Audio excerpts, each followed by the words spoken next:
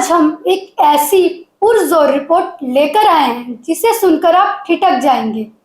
पहले एक छोटी लेकिन जरूरी बात, मीडिया के लिए खतरा कोई नई बात नहीं है। पिछले कुछ वर्षों में भारत के कई पत्रकारों पर जानलेवा हमले हुए हैं। कुछ की हत्या कर दी गई है। गौरी लंकेश, सुजोत बुखारी, सगेंद्र सिंह और संदीप कोठारी, ये वे नाम हैं जिनकी हत्या ने न सिर्फ पत्रकारों की दुनिया को हिलाकर रख दिया, बल्कि यह भी दिखाया कि सच बोलना कितनी भारी कीमत मांग सकता है। और आज इसी सिलसिले के एक और कड़वी घटना सामने आई है। प्रयागराज में वरिष्ठ पत्रकार एल सिंह, जिन्हें पप्पू के नाम से भी जानते थे, पर गुरुवार देर शाम जानलेवा हमला हुआ। मौत की खबर ने इलाके को सदबद्ध कर दिया। घटना स्थल पर मिले साक्ष्य और प्रत्यक्षदर्शियों की बातों से पता चला है कि आरोपियों ने योजना बनाकर हमला किया था। घटना के तुरंत बाद पुलिस ने कार्रवाई तेज कर दी और मुख्य आरोपित विशाल को मुठभेड़ के बाद गिरफ्तार कर लिया गया। हालांकि उसे इलाज के लिए अस्पताल में भर्ती करवाया गया है, क्योंकि उसके पैरों में गोली के घाव हैं। स्थानीय जांच जारी है और एक अन्य आरोपी अभी फरार बताया जा रहा है। यह कोई अकेला मामला नहीं है। हम बात कर रहे हैं एक ऐसे माहौल की जहां रिपोर्टिंग करने वाले अक्सर खतरे में होते हैं, कभी सत्ता के दबाव से, कभी भूमि या सत्ता के गठजोड़ से, तो कभी स्थानीय ताकतवर लोगों के प्रतिशोध से। जब भी कोई साथी अपनी जान जोखिम पर रखकर नागरिकों की सुनवाई करता है, तब उसे निशाना बनाया जा रहा है। और यही लगातार बढ़ती घटनाएं हमारे लोकतंत्र के चौथे स्तंभ पर सवाल खड़े करती है। पुलिस की तारीफ भी जरूरी है।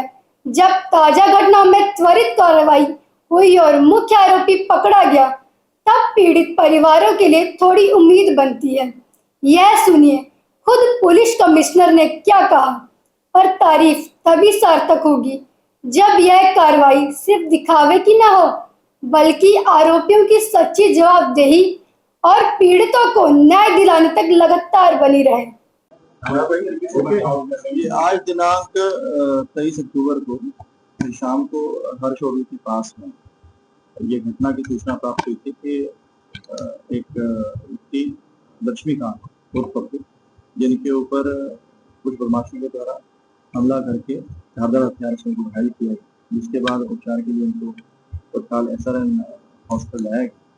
इसमें उपचार के दौरान जो घायल थे उनकी मृत्यु हुई और इसी में जो वहाँ घटनास्थल से साक्ष्य कलेक्ट किए गए, जो विटनेसेस थे या आसपास लोग मौजूद थे, उनसे बातचीत की गई और तमाम जो सर्कमस्टेंसेस थे उसकी जानकारी की गई। तो ये ज्ञात हुआ कि आरोपी विशाल के द्वारा ये घटना कारित की गई अपने कुछ सहयोगी के साथ में। फिलहाल जो मुख्य आरोपी था विशाल, उसके द्वारा कुंदाबाद क्षेत्र से मछली बाजार से ये चाकू खरीदा गया था, जिससे उसके द्वारा मृतक पर धारदार हथियार से उसी चाकू से हमला किया गया था। और फिलहाल दबिश में जो विशाल है आरोपी, उसके पुलिस मुठभेड़ में उसको अरेस्ट किया गया है और मुठभेड़ में उसके 3 गोलियां लगी हैं उसके दोनों पैरों में और फिलहाल उसको हॉस्पिटल में एडमिट करवाया गया है और आगे जो साक्ष्य एकत्रित कर विधिक कार्रवाई की जाएगी, उसके सामने आगे रिमांड लिया जाएगा। इसमें अभी तक जो है एक जो मुख्य आरोपी है विशाल की शामिल होने की बात सामने आई है, उसके एक और सहयोगी की भी शामिल होने की बात सामने आई है, जिसके संबंध में पुलिस टीम के द्वारा दबिश दी जा रही है। और इसमें 2 और भी जो सस्पेक्ट हैं उनको भी अभी फिलहाल कस्टडी में लेकर के उनसे पूछताछ की जा रही है। और ये जानकारी हुई है कि पिछले दिन जो मृतक है उनका और जो आरोपी है उनके बीच में किसी बात को लेकर विवाद हुआ था, जिस चीज की अभी जानकारी ये मतलब अभी तक ये प्राइमा फेसी इंफॉर्मेशन है। इन सभी तथ्यों की अभी पड़ताल की जा रही है, वेरीफाई किया जा रहा है और जैसे साक्ष्य निकल करके आएंगे उनको संबोधित करते हुए आगे जो है अगली विधि कार्रवाई की जाए। घटना के पीछे कारण क्या है अभी तक? जैसे कि मैंने बताया कि एक दिन पहले इनका किसी बात को लेकर के झगड़ा हुआ था, किस बात को लेकर के झगड़ा हुआ था इसकी जानकारी की जा रही है, बट ये कंफर्म हुआ है कि ये आपस में काफी ज्यादा कहाँ सुनी हुई है, और फिर आज वहाँ पे ये घटना विशाल के दौरान ये खारिज की गई है। परिवार को ये वो जो भी हमारा जो विधिक कार्रवाई है उसको पूरी तरह अमल में लाया जाएगा। हमारा डेफिनेटली ये दुर्भाग्यपूर्ण घटना है, हमारी सहानुभूति पीड़ित के साथ में है। ये डिपार्टमेंट गवर्नमेंट ऑर्गेनाइजेशन पूरी तरह से हर संभव सहायता प्रदान। इस तरह की घटना हुई है, पत्रकारों की सुरक्षा पर सवाल खड़ा हो रहा है। देखिए पूरी तरह से दिन रात पुलिस नाकेदार दिन रात देख करके यहाँ इंश्योर किया जा रहा है कि सभी जो जनपद वासी उनको सुरक्षित माहौल मिले, और अगर किसी के द्वारा कोई भी अपनी सीमा का अतिक्रमण करेगा, कानून व्यवस्था के साथ में शिक्षा करने की कोशिश करेगा, तो डेफिनेटली उसके ऊपर सख्त से सख्त कार्रवाई होगी। अदालतों में मुकदमों का त्वरित निपटारा, फॉरेंसिक शास्त्रों की सही तरह से संभाल और पीड़ित परिवारों के मनोवैज्ञानिक व कानूनी सहारे, यह सब अब आवश्यक है। साथ ही प्रेस वर्कर्स को सुरक्षा कवच दिया जाना चाहिए। नियमित प्रशिक्षण, इमरजेंसी हेल्पलाइन और प्रोटेक्शन प्रोटोकॉल लागू किए जाने चाहिए ताकि किसी पत्रकार को ऐसी हिम्मत करके चलना ना पड़े। ये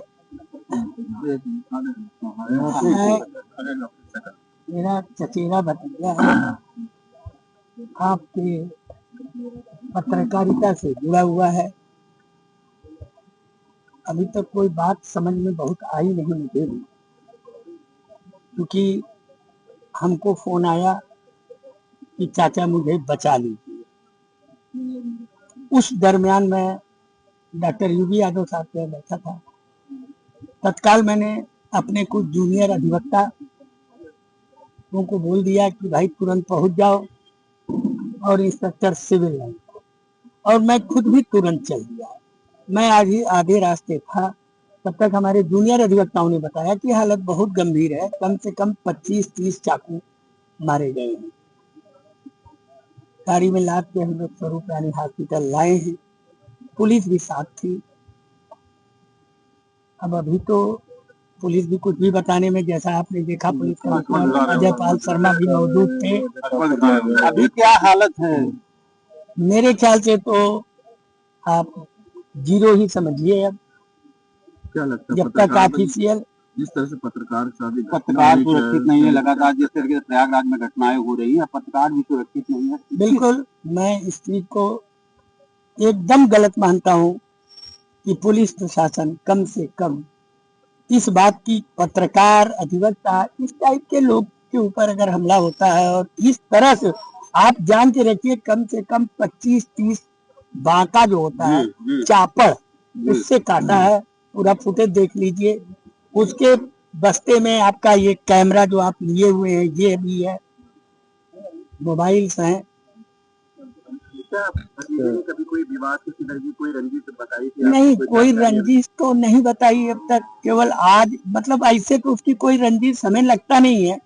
बाकी उनकी क्या है, उसका बच्चा है एकदम छोटा सा है अभी, और एक पत्नी है अभी, लड़का है वो भी बहुत बताने की स्थिति में नहीं है। क्योंकि हम लोग भी भाई चाचा जरूर हैं, लेकिन अब आप भी जान रहे हैं, मैंने बोला ना कि चचारा भतीजा है, तो बहुत कुछ अंदरूनी तो मुझे भी अभी बहुत अवगत नहीं है। लेकिन पुलिस से बात हुई है, पुलिस मुझसे ये कही है कि कुछ न कुछ क्लू मिला है।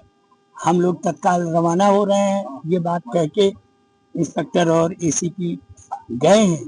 अब बाकी तो आपके पुलिस कमिश्नर आए ही थे, वो अपने नहीं, मेरा तो ये है कि भाई कम से कम एटलीस्ट जिसने ये घटना घटाई उसे तत्काल अरेस्ट किया जाए और फिर कानूनी कार्रवाई किया जाए। क्योंकि अभी तो फुटेज होगा, तमाम चीजें होंगी, उससे भी देख सकते हैं कि कौन आदमी चापड़ लेके। जिस तरीके से पत्रकार पर हमला बहुत हुआ जघन्य है, ये जघन्य अपराध है। पत्रकार, प्रयागराज की कानून व्यवस्था को क्या? मैं वकील भी हूँ, मैं इस हाई कोर्ट का महासचिव भी रहा हूँ, इस हाई कोर्ट का अध्यक्ष भी रहा हूँ, मैं हर चीज से अवगत हूँ। क्या रात में आप निकलना सुरक्षित रहेंगे?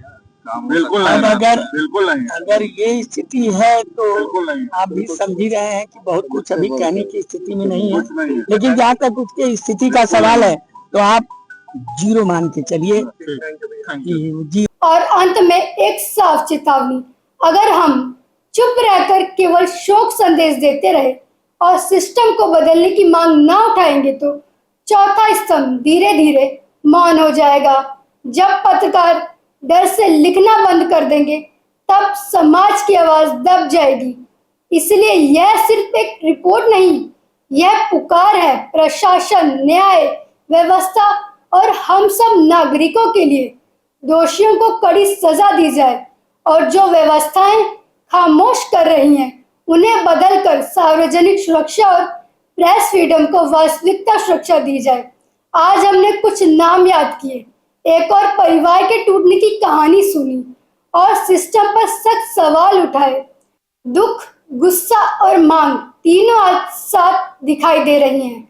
हम उम्मीद करते हैं कि जांच निष्पक्ष और तेज होगी और पीड़ित परिवारों को न्याय मिलेगा, क्योंकि जो सच बोलता है उसे सुनना हर लोकतंत्र की जिम्मेदारी है।